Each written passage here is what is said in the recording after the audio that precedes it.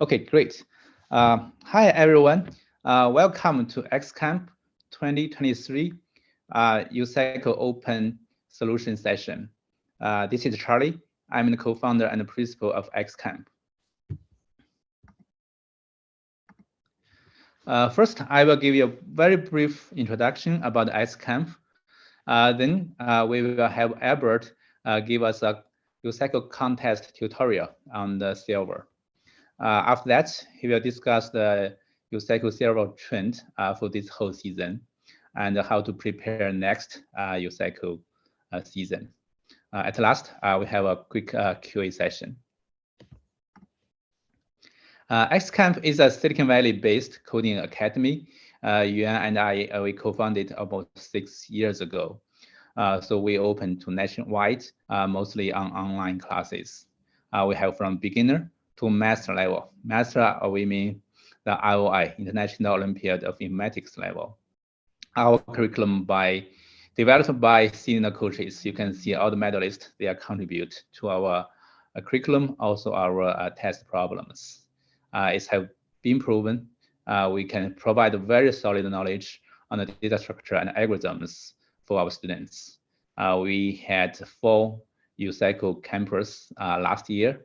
Also for this year, in the last 3 contests, we have 3 students into the top 10 Platinum Division contest.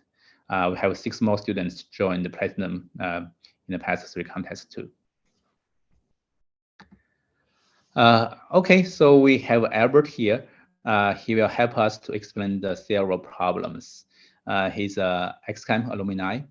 He's in the USACO Platinum Division. Also, he's studying UC Berkeley EECS major. Okay, great. Albert, now I turn the screen to you.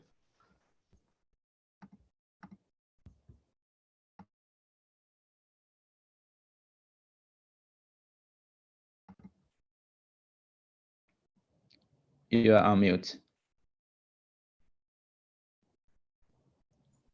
Okay, so let's start with problem A over here, which is the milk sum problem.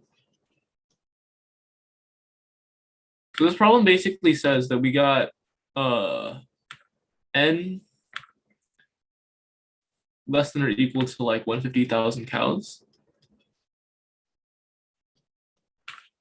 And we have production values for each cow.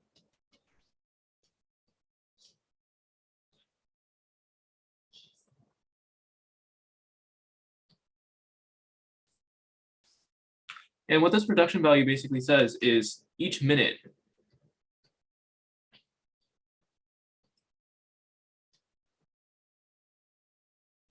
the cow produces A sub I units of milk. And we can order the cows in some way to maximize the milking machine in the barn, given that like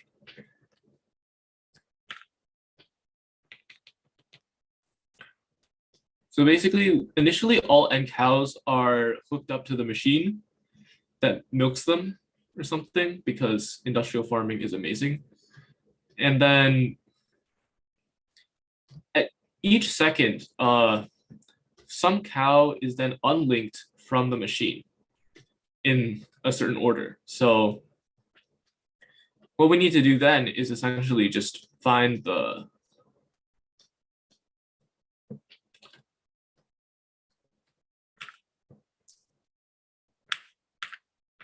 okay, so we have an initial A sub I, and then we have Q queries, where each cow, not each cow, but a certain cow, let's call it I, has AI replaced with a new value K.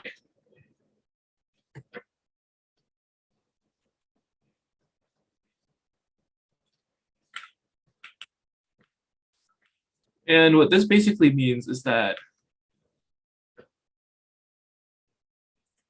So let's say we initially have like 1, 10, 4, 2, 6, and then we have a query 2, 1. Then basically we take the second cow over here, which is 10, and then replace it with 1. So this becomes 1, 1, 4, 2, 6.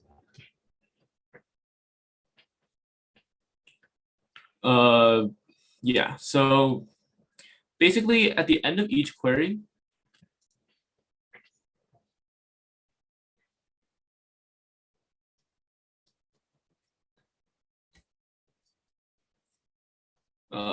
print the total number of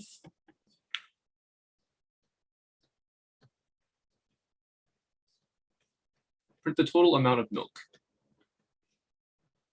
produced at the end of each query. And like not the total amount, the maximum amount of milk produced at the end of this query. So I think that the first thing we ought to do is pretty obvious here. Where essentially we want to basically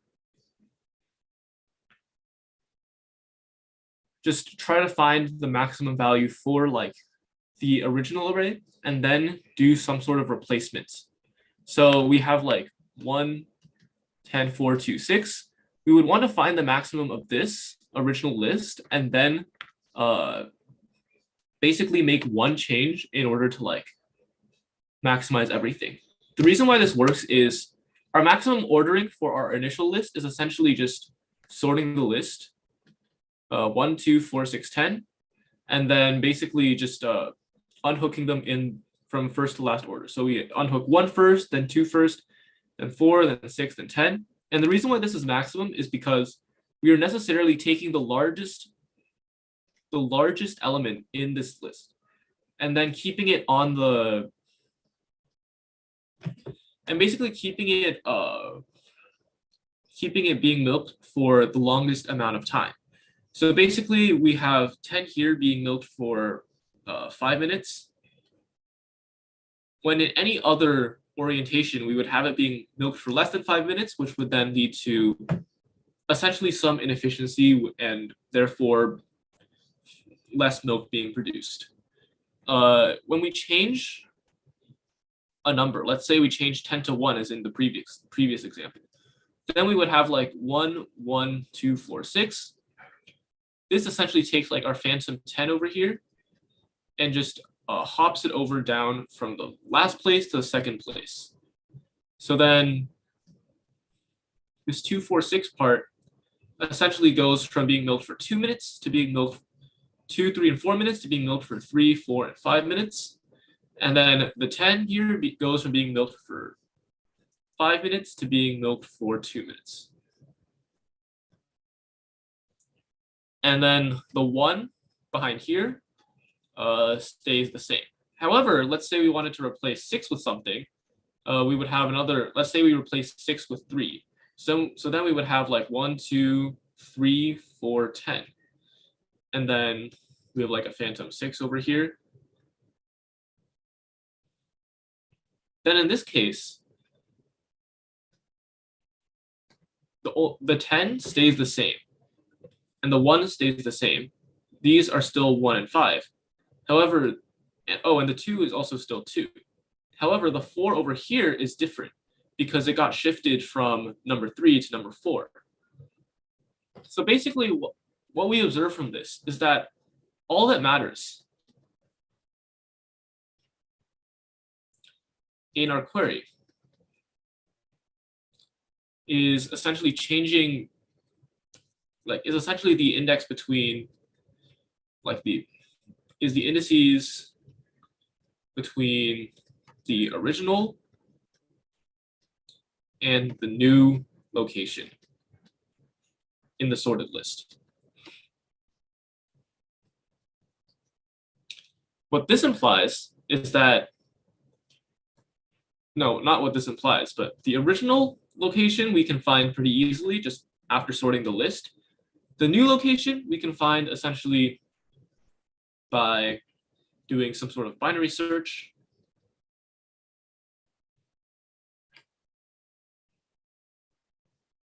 Over the sorted list.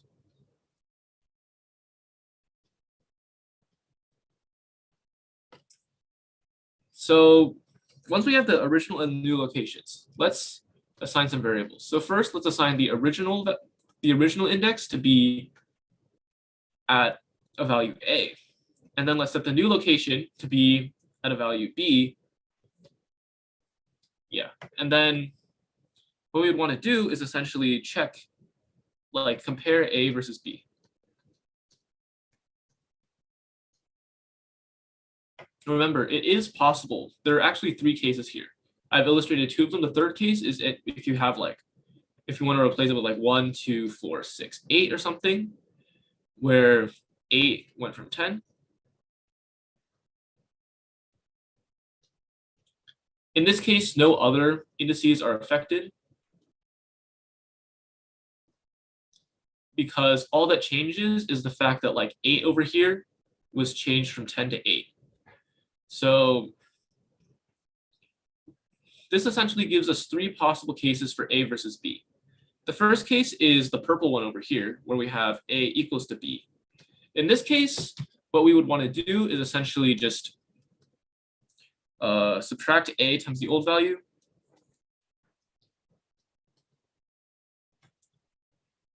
And then add B times new value. And then our second case is the orange case, in which case A is greater than B. In this case, we would want to basically, we again subtract A from the old value and add B to the new value. But this is clearly not enough since other indices over here have also moved. In this case, we would want to find like the range sum over here, which we can do with prefix sums. So then we would want to add like a prefix sum of A minus prefix sum of B.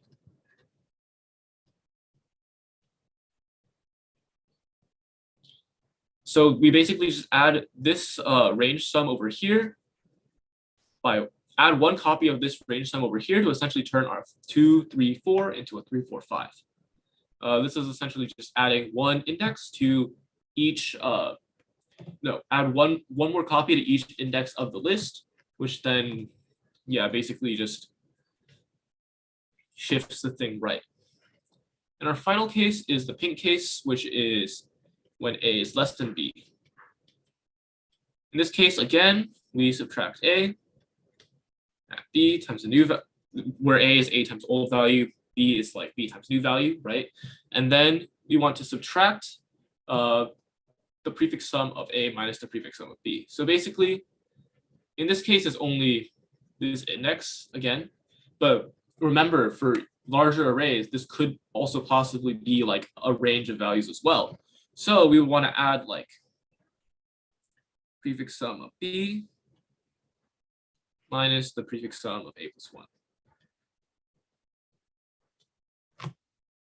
So yeah, this is essentially just subtracting the, wait, why did I say add here? So we want to subtract this value.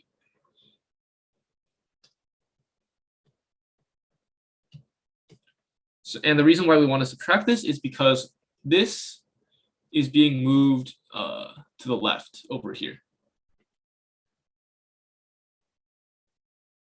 Wait, hold on. Is this? Oh wait, this was to illustrate a completely different point. Let me just redo this example over here. So where instead of having like 1, 2, 4, 6, 10, we have like 1, 2, 4, 10, 11. Where basically 6 gets moved to 11.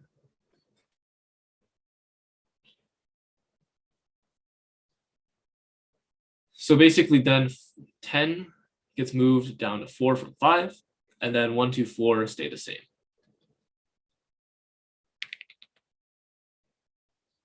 And in this case, what happens is our 10 over here is basically we want to subtract 1 from 5 times 10 to 4 times 10, and then turn our 6 times 3 into 11 times 5. So that's why we do what we do here. Sorry for the confusion. I almost confused myself with that one as well. Are there any questions about this problem specifically?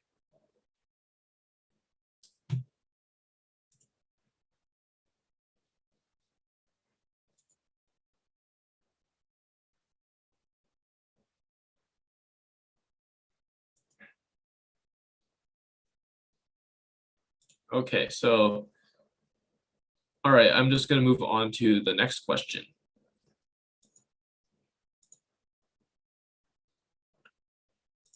Yeah, okay, so problem 2 is the field day one.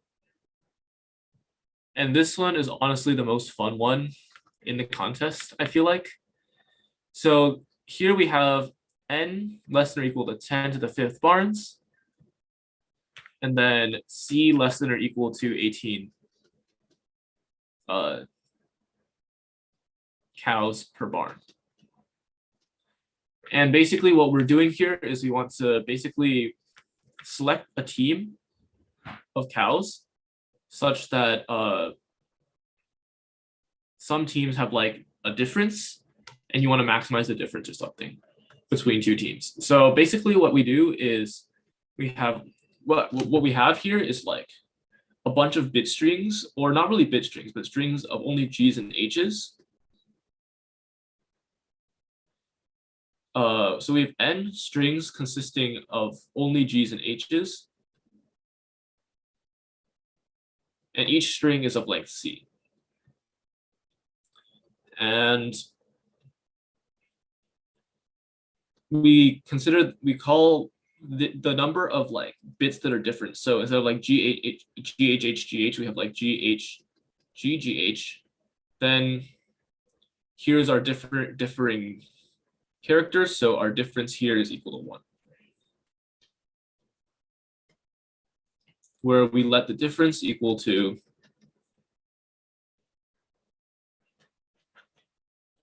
number of characters differing between strings.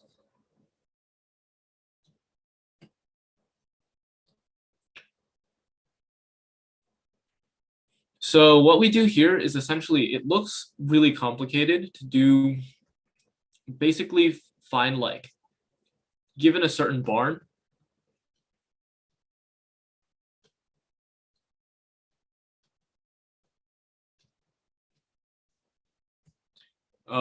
I forgot to say what we were asking for. Find the maximum difference between each string I and some other string.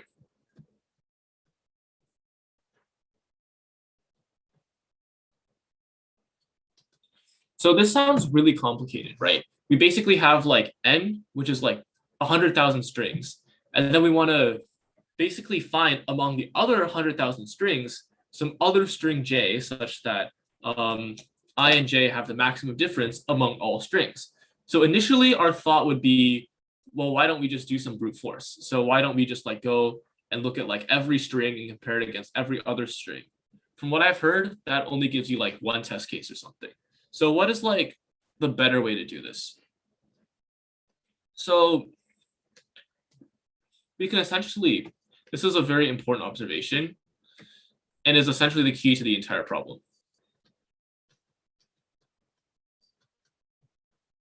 We want to formulate the problem as a graph.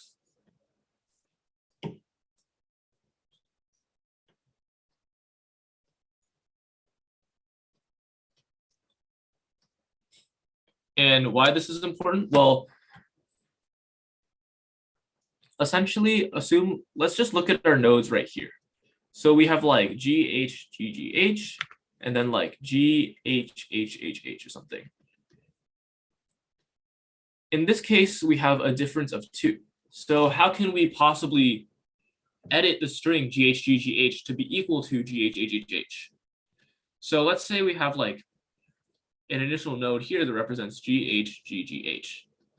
then we can basically make 5 more nodes that correspond to like different changes here. So for example, we could have like H, H, G, G, H over here, where we change the first one, and then like G, G, G, G, H, we change the second one, etc. But more importantly, we have like G, H, H, G, H, where we change the third one, and then G, H, G, H, H, where we change the fourth one. So then these two get combined together to become G, H, H, H, H, as like a common node that both of these vertices can access. And then whatever else happens over here is not of our concern, because we were able to find the distance between these two nodes over here to be equal to 2.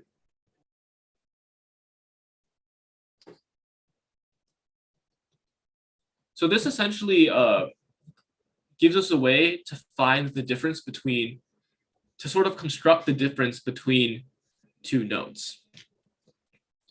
Now it's time to remember what BFS is good for. So this, from looking at what we're doing right here, we can sort of see like a kind of BFS solution, but we don't really know how it's going to work. Because right now we're finding the minimum number of edits it takes to get from one node to some other node. But instead of doing that, we want to find the maximum number of edits that we can take to get like the maximum difference between this current node and some other node. And so we kind of need to figure out how, so this is kind of how BFS works. We're finding like the shortest path between some start node and some end node, when in reality, we want to find the longest path, not really the longest path, but like the longest like important path between these two nodes. So the first thing we'd want to do is basically, there's another key observation we need to make about like the inverse of this string over here. So let's consider HG, which is the inverse of GHGGH. We see that it differs in all the positions that GHGGH does not differ in, and therefore HGHHG basically is contains C minus the difference between GHGGH and GHHHH. And let's actually look at a maximum pair, because GHGGH and GHHH are not maximum pairs. Let's instead look at like GHHHH and then the HGHHG.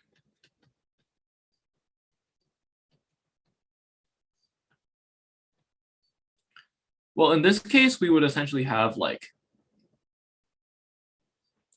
a difference of 3, where we essentially have like some other node and some other node, and then like HGHHG. So our difference between these two nodes is equal to 3, whereas the difference between here and here is equal to 2. So why is this important? Because we can essentially start our DFS from like the inverse of each node, and then try to find the distance from said inverse to each of like the regular nodes. So let me explain why this works. So initially we wanted to find the difference between HGHHG and GHHHH. So we would need to change, we can easily find that value, to that difference to be 3 just by comparing the two strings. So what we want to do now is basically just move it, just basically move 3 edges over here. And then how do we get from GHHHH to GHGGH, which is the inverse of HGHHG? We have established that this distance is equal to 2. So what this means is if we were to find the distance from our inverse to the shortest distance from our inverse to some current node over here, this would correspond to the longest distance between the node and, okay, let me just say we have a string A, and then we have a string A inverse, and then we have a string B. So if we are able to find a string A such that the distance from B to A is minimal, then we've found a string A such that B to inverse A is optimal. So we have like distance of like B to A is minimal over all A. Then we have basically found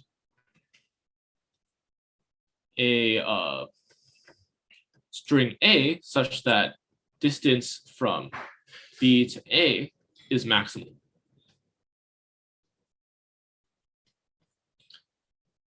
This is because of what we established here, where I don't think I wrote this clear enough, but we had distance from A to B is equal to C minus the distance of inverse A to B.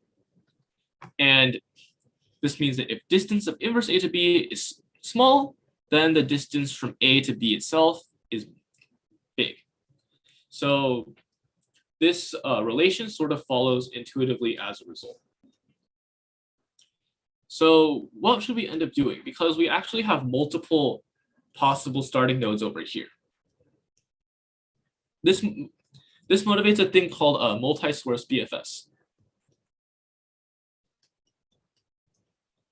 People are kind of already familiar with like this starting BFS, where you start at like one node, you initially push one node like into the queue, and then you want to like basically find like the shortest path from this node to like every other node in the graph, basically.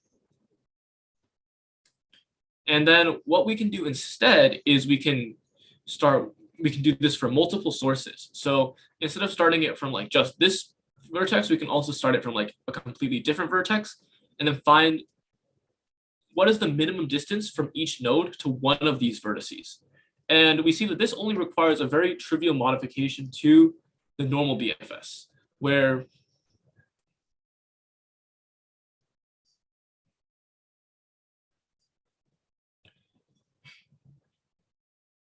or not really trivial, but like a very like direct modification to the nearest to normal BFS. So what we're doing is we're essentially, instead of pushing one node into the queue,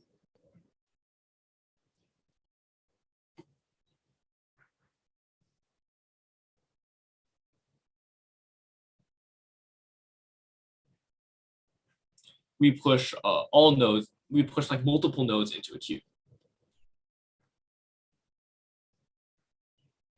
at the beginning, I mean.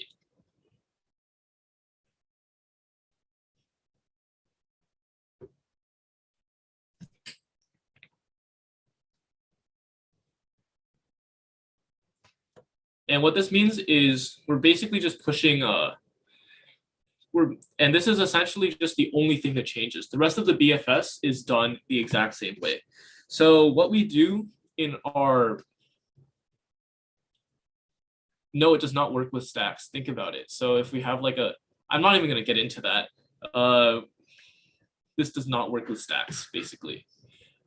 If you have multiple nodes, that basically disqualifies the usage of a stack, because how are you going to find the shortest distance from one stack and then the shortest distance from a completely different stack?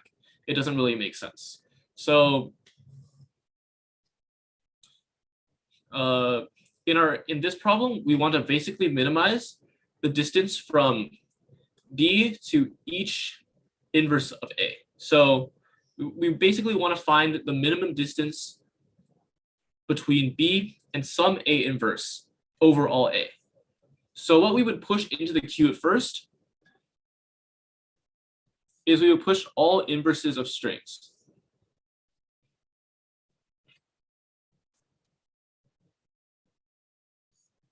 into the queue. So in our example, we would be pushing. So is we originally have like GHGGH, GHHHH, and then HGHHG. And then we want to put it in, and then we want to, this means that we would want to put in HG, HHG, and then HGGGG, and then GHGGH. We would basically want to put all of these into the stack at first. Not into the stack at first, into the queue at first.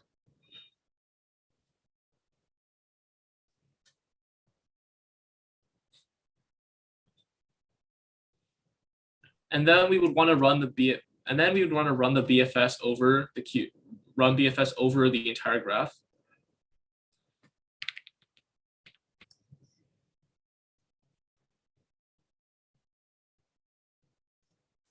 And then at the end of this, we would want to basically find like the shortest paths from like the distances.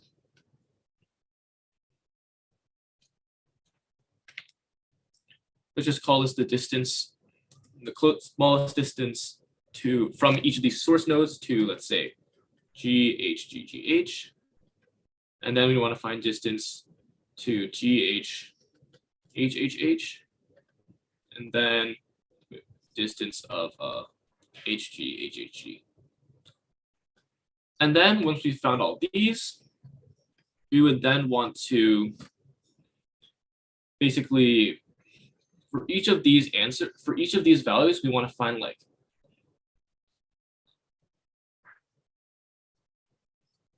C minus the distance to the string.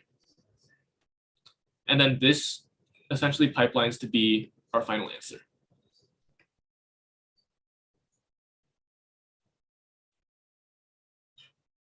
Using bit operations in XOR.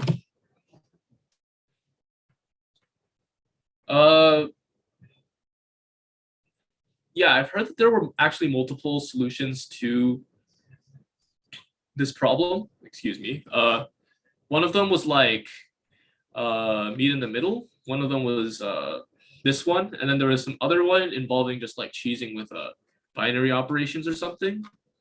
But this is the solution I found like the most insightful, because it basically shows how a graph that had a problem that has nothing to do with graph theory ends up turning into like a really interesting graphs problem. And I think that that is definitely something to highlight. Yeah, like I heard something. There's no like confirmation that like the test data didn't really have that many like actually distinct bit strings or something. And then you could just do like some brute force to get a large amount of test case, if not like all the test cases. I'm not sure if USACO is actually going to do something about that, but if that's actually the case, but I don't know. This one it's just rumors.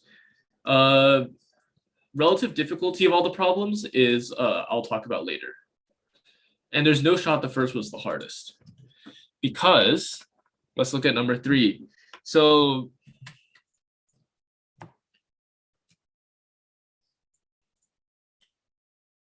yeah, no, this problem 3 is not only the hardest problem to solve, it's also the hardest problem to pronounce. So I'm literally not even going to try. But let's just say like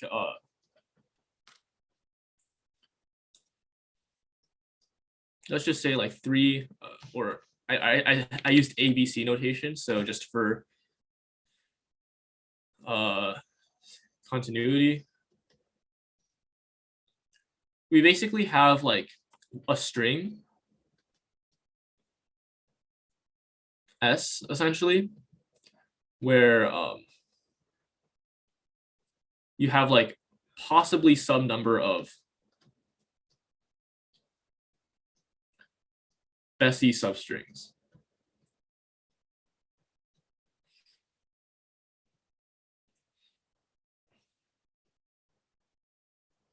And we let B of S essentially be the number of occurrences, like the number of repeated copies of Bessie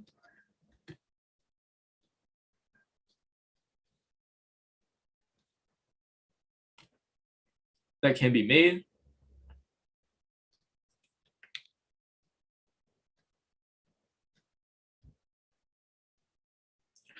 from one from basically removing characters of the string.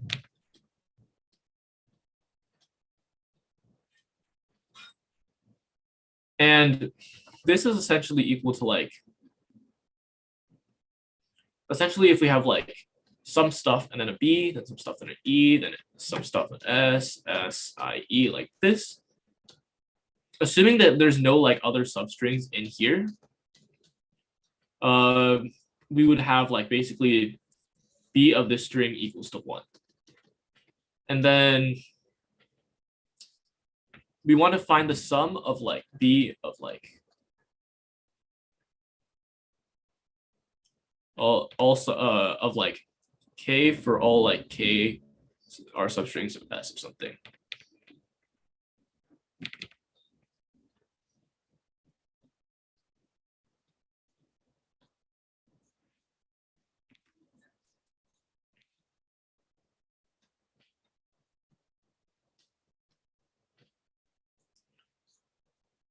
So we can use like a prefix sums solution to get like O of n squared. But another solution that I think that is really cheesy, but it works, is DP. So let's basically start, and it's actually kind of difficult for a DP transition, and it's kind of not something I was entirely expecting to happen on a USACO Silver exam.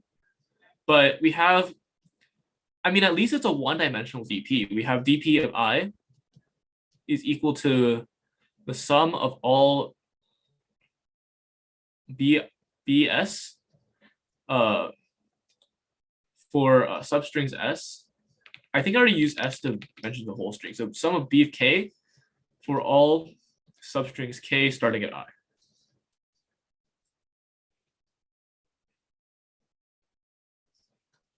And essentially what happens is, so our string is going to look something like a bunch of stuff, then a B, and then a bunch of stuff, and then a B, and a bunch of stuff, then another B, and then etc. And then we have that at the end, it's just a B followed by a bunch of stuff. So what we're going to do here is essentially look at what dP of I happens to be for each B over here. So dP of I at every one of these intervals is the same, because for a given index I, we can only have the same number of, assuming it starts at this position, we can only have the same number of substrings that start at this position and end at some position, and have like the string the same number of substrings Bessie. So the total number of, like, phrase another way, the total number of substrings starting at, like, let's say point I that isn't B is the same as like the number of substrings that are at point I plus 1 that is also isn't B, but goes through the rest of this area over here. And the reason why is because we're basically passing through the same number of like Bessie substrings, and we have all the same possibilities for what to do after the last E. So the rest of it over here, it does not matter whether we start at I plus 1 or I, we always have the same number of points to start with. The only time that there's something different is when we reach another B. So let's say that we have like And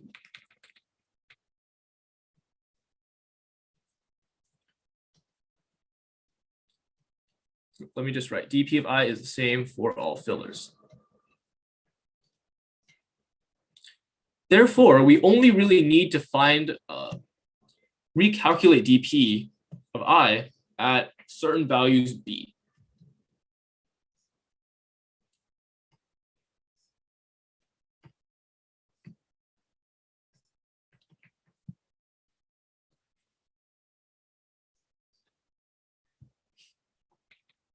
At basically all positions where there is a b.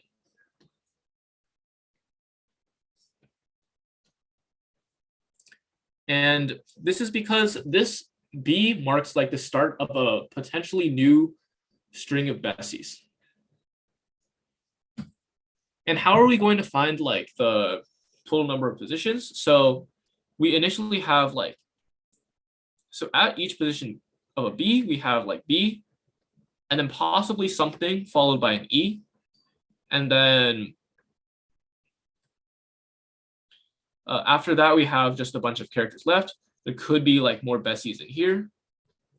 There could be not Bessies in here. It doesn't matter because there are two cases. So first is if B is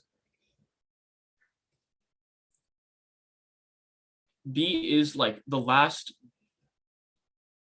Let me think about this. So we have two possibilities here. So the first possibility is that like B is the rightmost Bessie in our thing. So in that case, we have multiple possible places where we can end our substring. So we have an initial endpoint at E, and then another endpoint over here, and then another endpoint over here, etc., and all the way to the end of the string. We can end basically anywhere over here.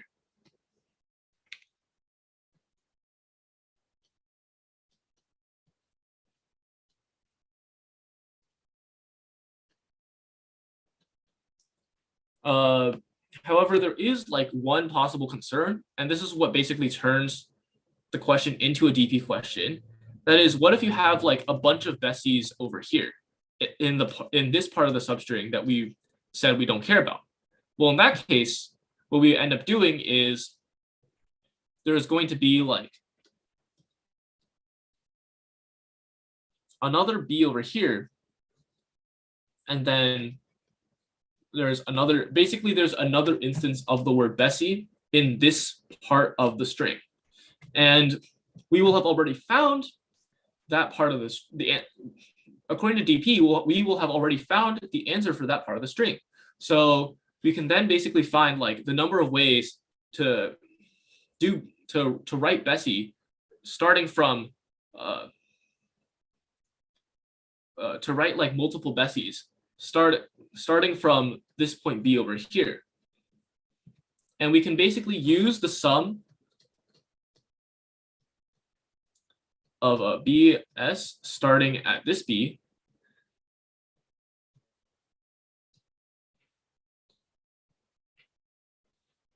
and basically what this does is we have like a bunch of possible ways to start and end a substring such that we have like some number of Bessies. So then what we would want to do is for our current substrings, just add one layer to that. So we will essentially be keeping the same sum, except then, except we add one to each of those cases. I don't know if this makes that much sense, especially for people who don't understand DP particularly well, but basically just imagine we have like a bunch of substrings that start at like, so we have like B and then something and then E and then something and then B and then something and E or something. And then what we would want to do is essentially find the number of ways to, so apparently at DP of I, we have the sum of like BS for all substrings S of starting at this index. So for all substrings starting here, we initially have a bunch that go up to this E over here, and then we have a bunch going from this E and then going over here. Everything that's in this area will then add a sum of 1, and everything in this area will then add a sum of 2. Because in this area, we've only really gone through 1 Bessie, and in this area, we've gone through 2 Bessies. However, when we add the first Bessie into the equation, we will have like 1 Bessie, and then like a bunch of characters over here as well. In this case, what happens is this over here becomes like +1. And then for every substring after this, like over here, instead of being +1, we have +2. And then over here, instead of +2, we have +3. So essentially what this implies is we're adding 1 layer of Bessies to each substring that already exists. So basically what this motivates is our final DP array is at each DP of I that we've said to recalculate it at becomes DP of I equals to DP of like the next B plus the basically N minus the position of E plus 1. So now all that remains is to find all of the possible Bessie substrings. That'll also give us the position of the next E. And the way we can do that is essentially just by doing a linear pass and greedily finding all possible Bessies. So when we're we basically just go through each part of the string and greedily find like the next letter over here. So when we start at B, we immediately start looking for an E. And then once we reach an E, we immediately start looking for an S. And once we reach the S, we're not done, so we have to look for another S. And then after that, we look for I, and then after that, we look for E. And once an E has been found, we then restart the timer and start looking over for a B.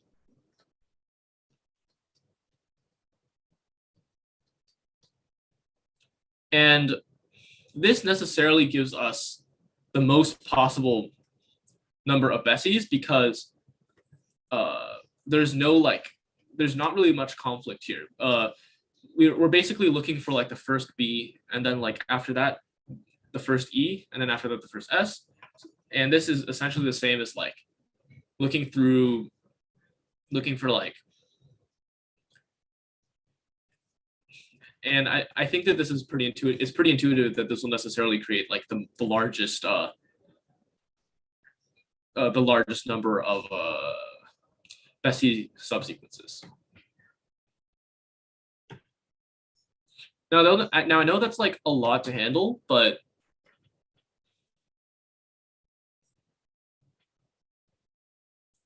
yeah, someone said I thought you used DP for the gold version of the problem. I haven't seen the gold version of the problem, but I have also heard that it was DP.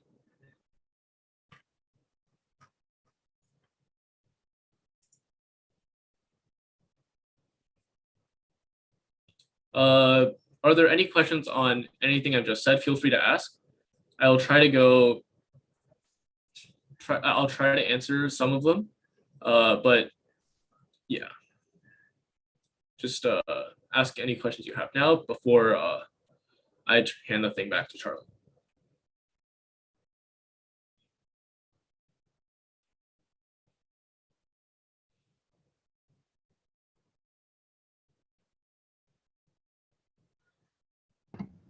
Thank you, Albert.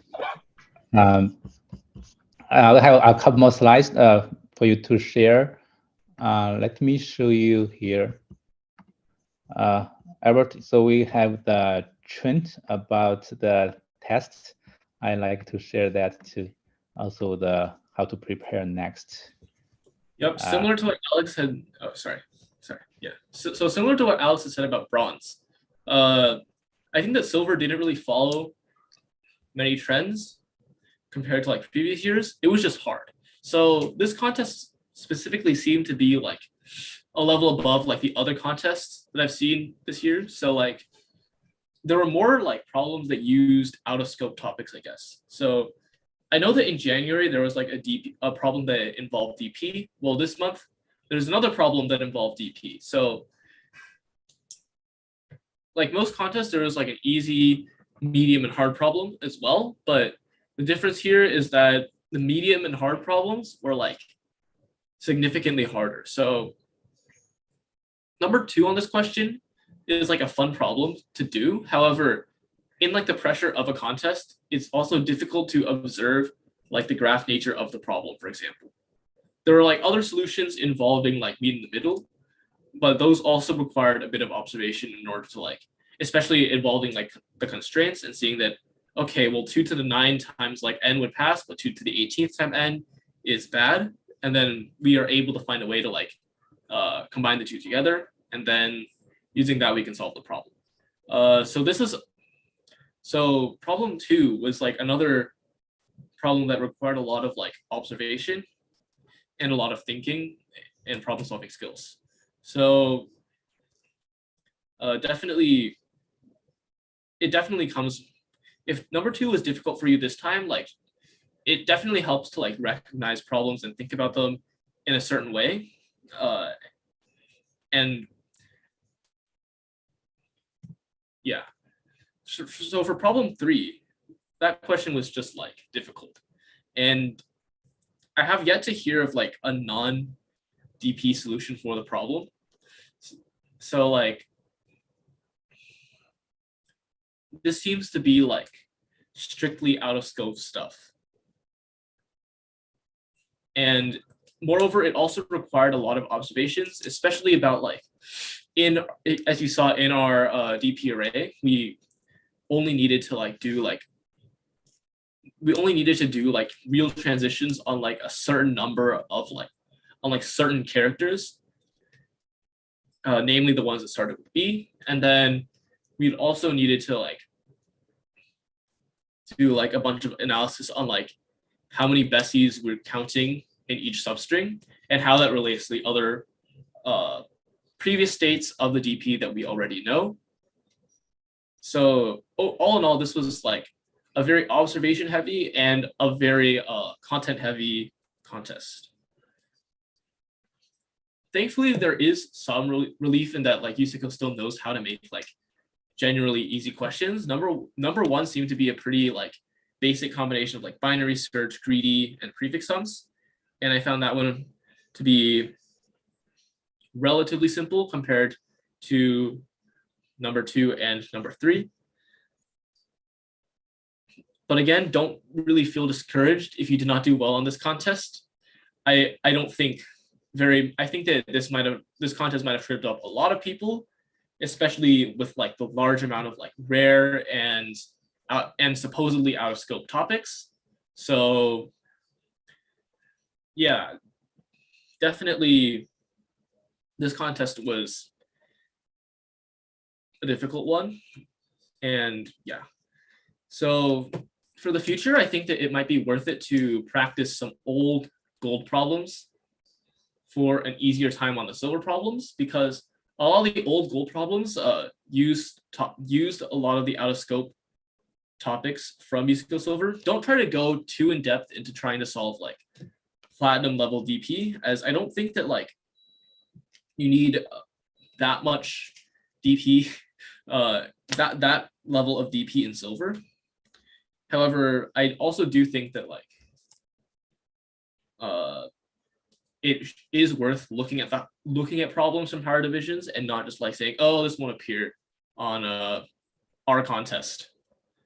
And yes, problems are getting more difficult because look at a silver from 2018.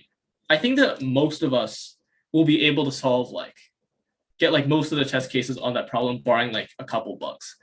they need like more conceptually difficult problems, both in terms of content and in terms of like problem solving ability and like being able to determine what the problem is supposed to be. They need these things in order to like sort of differentiate between everyone, since everyone is getting smarter. I wish I was born earlier too, man. Anyways, yeah, that's all for me, and I'd like to hand it back to Charlie. Yes, thank you, Albert. Yes, if you passed this zero context this time, congratulations. If you don't, you still have opportunities. Yes, everyone wish we born earlier. Here also, we at XCamp, we will help you to prepare for the next USACO contest. We have weekend classes to help you build a solid foundation of the data structure and the algorithms. We have USACO enhancement class from October to March, most like a mock test to help you practice more. Also, as XCamp students, we have 100 problems for each level you can practice before the contest too. Also, we have summer camp on site the end of July for the 2 weeks. If you are interested, you can join too. We have limited seat spots, 20 per each level. Okay, again, Albert, thank you so much for helping us. Also, the students wish you all of the best for the future contest too. Thank you. Have a good night.